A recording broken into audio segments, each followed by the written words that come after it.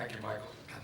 Well, de-legitimization has emerged as a kind of, I was going to say cottage industry, but that's not a good word to use in Israel today. So, has emerged as, I think the Israelis will understand, has emerged as a kind of conference industry. It is in fact not a new phenomenon. De-legitimization has always been with us. It was first described at the time of the founding of Israel, where Israel was spoken of as an original sin. In the run-up to the Six-Day War, where Israel was spoken of as a congenital act of aggression. And then in its first international and juridical manifestation, in the Zionism is Racism resolution, which was late Senator Daniel Moynihan summed up by saying it gave the abomination of anti-Semitism the appearance of international legal sanction. So is it just a question of plus ça change, plus c'est la même chose? Now, I want to suggest to you that what is new, and here both as objective and as strategy, is not de-legitimization, but the laundering of de-legitimization under rubrics of human rights, international law, the struggle against racism. In a word, the laundering of de-legitimization under the rubrics of all that is good, in effect, positing Israel as the enemy of all that is good, and in fact, the embodiment of all that is evil. In that frame, what I'd like to do is do two things. Number one, summarize very briefly the delegitimating dynamics, the precipitating dynamics, so we can understand the context in which this delegitimization, or the laundering of it, takes place. Second, give you some case studies, and for reasons of time, I'll limit it to 3 or 4 case studies of the laundering of that delegitimization. Let me just quickly summarize these precipitating or delegitimating dynamics. The first is the phenomenon of globalization. We don't only have globalization as an economic term, or the globalization of media and markets and trade and technology. There is all that, but there's been, in particular as well, the globalization of rights, of law, of NGOs, in effect, the globalization of indictment. The second has been the reconfiguration of the Arab-Israeli conflict as the Israeli-Palestinian conflict. As my colleague, Judge Walter Tarnopolsky, said some 35 years ago, as long as the Arabs do not recognize Israel's right to exist, they have no case and no standing to make the case. He then added, because that was beginning, if Israel appears to be denying the Palestinian right to self-determination, they will be seen to have no case and no standing to make the case. So that's the changing dynamics of the reconfiguration of the conflict.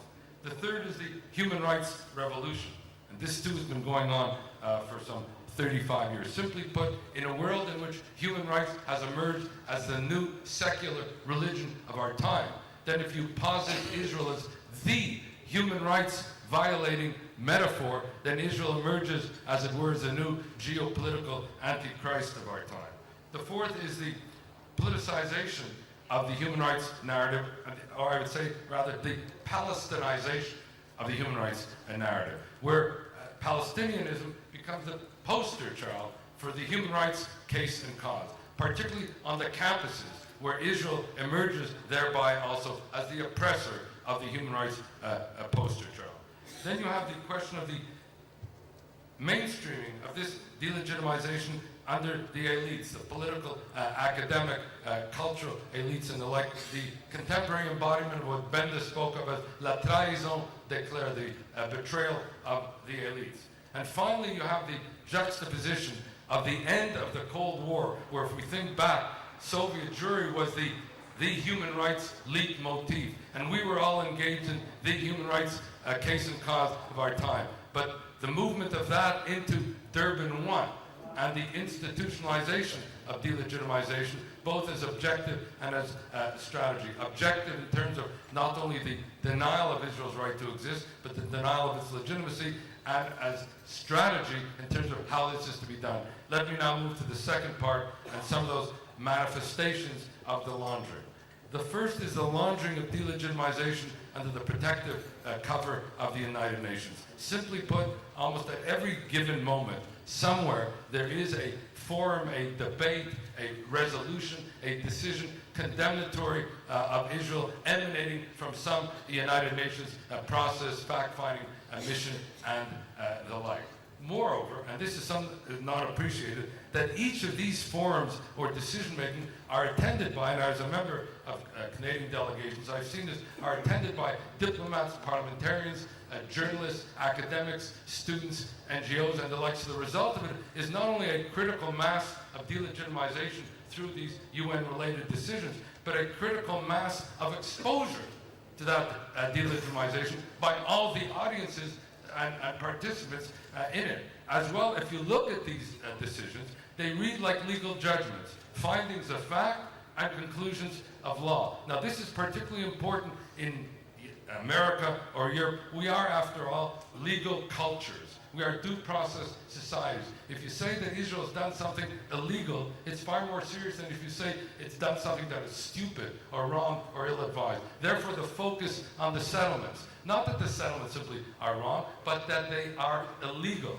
And so a spate of decisions under the protective cover of the United Nations regarding the illegality of the settlements. Second phenomenon is the laundering of delegitimization under the cover of international law. This is the phenomenon which has come to be known as lawfare. In other words, as Clausewitz used to say, war is the extension of politics by other means, then lawfare is delegitimization or the war of delegitimization under the cover of law. And this partakes of the international legal revolution that has taken place in human rights law, in humanitarian law, in criminal law in the last 35 years in particular. Let me give you one of many examples of which books can be written. Take the principle of universal jurisdiction. I'm using that one in particular. Universal jurisdiction means every country has a right to try violators for war crimes, crimes against humanity, and genocide, because these are the worst of international crimes and atrocities. Israel was one of the first countries to ever exercise the principle of universal jurisdiction in the Eichmann case. And now we're on the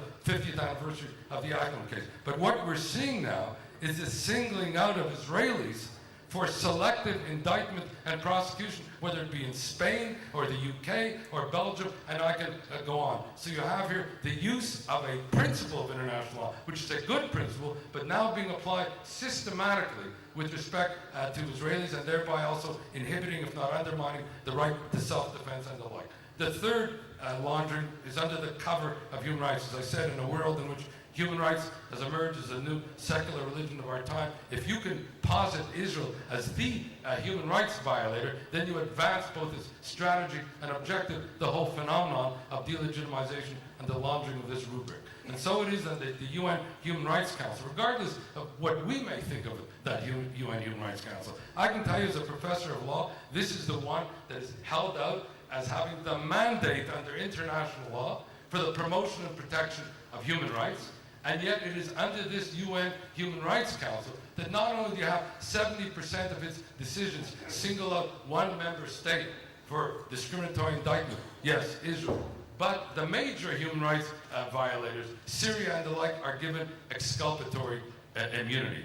This is also the birthplace of the Goldstone mission. It's the birthplace of all the fact-finding missions and the like, and so you have delegitimization under the rubric of human rights. The fourth, and moving to a close, is delegitimization under the phenomenon of the struggle against racism. Simply put, the two great evils of the 20th century are apartheid and Nazism. So what do? You ascribe to the state of Israel, and only the state of Israel, these two great evils. Now, it's not only that Israel is held out to be as an apartheid state, though that would be bad enough. Apartheid is defined under international law as a crime against humanity. If you say that Israel is an apartheid state, you're saying it's a crime against humanity, therefore it has to be dismantled, and if that is not enough, you call it a Nazi state. Therefore, not only must it be dismantled, there is an obligation on all of us to in fact dismantle that apartheid Nazi state, and all those who support it, students, whatever, are deemed to be collaborators in that criminal enterprise, this having a silencing effect, particularly with regard to students on campuses. And then the final laundering, laundering under the ultimate crime of all, namely the crime of genocide. And here you get a particular Orwellian situation where the only state in the world today and the only people in the world today who are themselves the standing targets of state-sanctioned incitement to genocide, be it under Iran or radical Islam. The only ones are themselves being systematically accused of being the perpetrators of genocide itself. And so the ultimate de-legitimization of not only being the targets, but being accused of being the perpetrators of it. So what do we do? Time has come to an end. I'll just mention one thing, what needs to be done. We have to get out of the docket of the accused. We've got to reframe the narrative, take back the narrative, become plaintiffs and claimants, invert that moral paradigm, as it's called, which speaks to the Middle East, and with this I close in this way, that the source, that the Israeli-Palestinian conflict is a source of all conflict in the Middle East and beyond. The Israeli occupation is the source of the conflict. Apartheid Israel is the source of the occupation. We have to turn this paradigm around and expose it for what it is, that it is radical Islam and the related Arab tyrannies like Syria that are the source of Middle East stability and the source of evil, that this is the real apartheid, not only within those countries, but in fact in the manner in which they are not prepared to accept the legitimacy of a state of Israel within any borders in the Middle East. That's the real Mideast apartheid, and worse, not only do they seek to deny that state's right to exist, they seek actively to ensure that it doesn't.